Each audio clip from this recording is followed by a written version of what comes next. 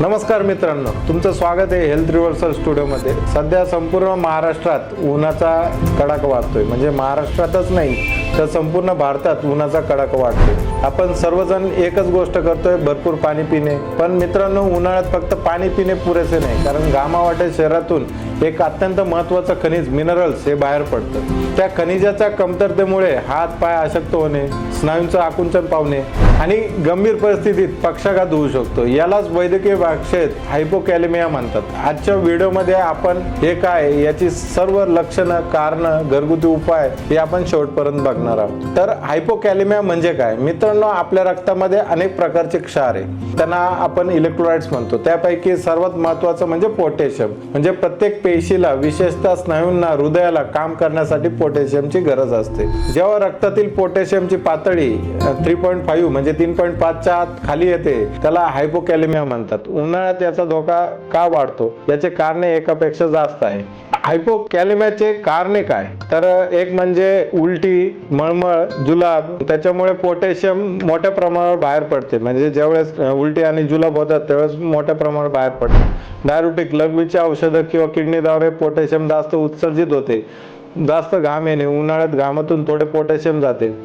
कमी पोटॅशियम आहार, केळी, हिरवा भाज्या न खाणे, किडनीचे आजार, पोटॅशियम नियमन बिघडते। स्नायू कमकुवत होणे आणि पक्षाघाताचा धोका। पोटॅशियम तुमच्या मज्जातंतूसाठी विद्युत प्रवाहासारखं काम करतं। जर पोटॅशियम कमी झालं तर मेंदूकडून स्नायूपर्यंत संदेश पोहोचण्याचा अडथळा येतो। पहिलं लक्षण असं की आपला हात किंवा पाय अचानक जड व थकलेलं वाटणं। दुसरं लक्षण स्नायूंमध्ये गोळे येणं, म्हणजे पोटांना, पायाला गोळे येणं, विशेषतः रात्री जास्त गोळे येतात। त्याच्यानंतर तिसरी गोष्ट म्हणजे चालताना पाय लपटणं, ताकद नसल्यासारखं वाटणं, थोडं थकवा वाटणं। तर चौथी गोष्ट ही गंभीर असते। हायपोकॅलेमियामध्ये हायपोकॅलेमिक पिरियडिक पॅरालिसिस म्हणजे काही काळासाठी स्नायू पूर्णपणे काम बंद करतात, पूर्ण अर्धांगवायूपेक्षा वेगळे आणि उपचाराने बरे होणारे आहे। लोकांना असं वाटतं की अर्धांगवायूचा झटका आलाय, पण खरं कारण खनिजांची कमतरता। वेळेत जर निदान झाल्यास हे पूर्ण बरे होऊ शकतात।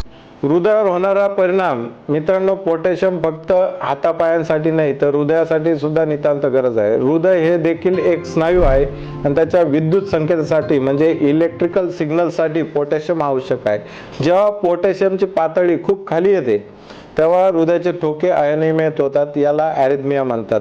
म्हणजे त्याच्यात लक्षणं काय असतात? एक म्हणजे छातीत धडधड होणं, म्हणजे त्याला आपण पाल्पिटेशन म्हणतो।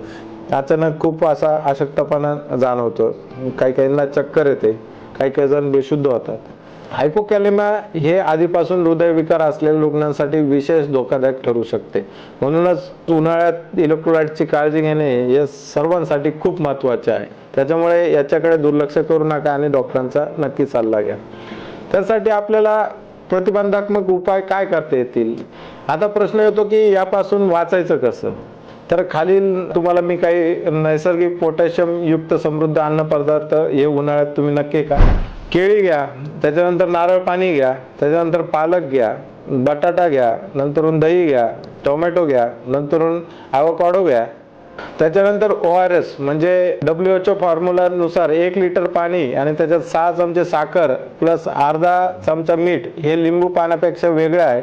जुलाब, उलटी किंवा जास्त घाम आल्यास ORS हे सर्वात बेस्ट आहे। तर मित्रांनो, लक्षात ठेवा, उन्हाळ्यात भरपूर पाणी पिणे उत्तम गरजेचं आहे, पण त्याच्यासोबत पोटॅशियम समृद्ध आहार घेणे तितकंच महत्त्वाचं आहे। म्हणजे केळी झालं, नारळ पाणी झालं, पालक झालं, दही झालं, हे तुमच्या दैनंदिन जीवनाचा आहाराचा एक भाग असू द्या, म्हणजे आपल्या जेवणात हे असू द्या। जर तुम्हाला घरातील कोणाला उन्हामुळे खूप जास्त थकवा, हातपाय जड होणे, छातीत धडधड होणे, स्नायूंमध्ये गोळा येत असेल तर घरगुती उपायासोबत डॉक्टरांचा सल्ला आवश्यक घ्या। दुसरी गोष्ट, स्वतः निदान करण्याचा प्रयत्न करू नका। हा व्हिडिओ मित्रमैत्रिणींना आणि नातेवाईकांना शेअर करा। माहिती आवडली असेल तर नक्कीच लाईक करा। हेल्थ रिव्हर्सल स्टुडिओला फॉलो करायला विसरू नका। निरोगी राहा, काळजी घ्या। धन्यवाद।